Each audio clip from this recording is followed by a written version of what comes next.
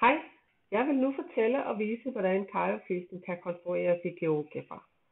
Da jeg ikke skal hverken benytte gitter eller koordinatsystem, fjerner jeg dette. Det gør jeg ved at højreklikke på musen og trykke på akse. Det samme lader sig gøre, når jeg skal fjerne mit gitter også. Undervejs vil jeg også forklare, hvordan karjoflisen kan foldes i virkeligheden, altså med almindelig papir. Så når du hører ordet foldning, betyder det altså foldning med almindelig papir. Nu går vi i gang. Du skal konstruere et kvadrat ved at bruge kommandoen regulær polygon. Størrelsen på kvadratet er ligegyldigt. Dette kvadrat er udgangspunkt i foldning af karjoflisen i dit A4-ark. Det betyder, at du nu skal lave dit A4-ark op, så du har et kvadrat.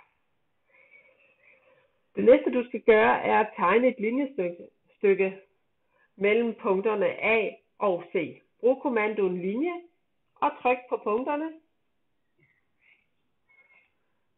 A og C. Den trekant du nu får her, A, C og D, er det, der er foldet, når du folder den ene diagonal på dit papir. Det næste du nu skal gøre er at tegne vinkelhalveringslinjen for vinkel A. Du bruger kommandoen vinkelhalveringslinje og trykker på linjestykket AC og efterfølgende på linjestykket AC. Så har du nu vinkelhalveringslinje. Denne vinkelhalveringslinje repræsenterer den næste foldelinje i din papirfoldning. Det næste du nu skal gøre er at markere skæringspunktet mellem vinkelhalveringslinjen på vinkel A og linjestykket CD. Du gør det ved at bruge kommandoen punkt. Og her er det mellem vinkelhalveringslinjen og vinkel CD. Her bliver det så punkt E.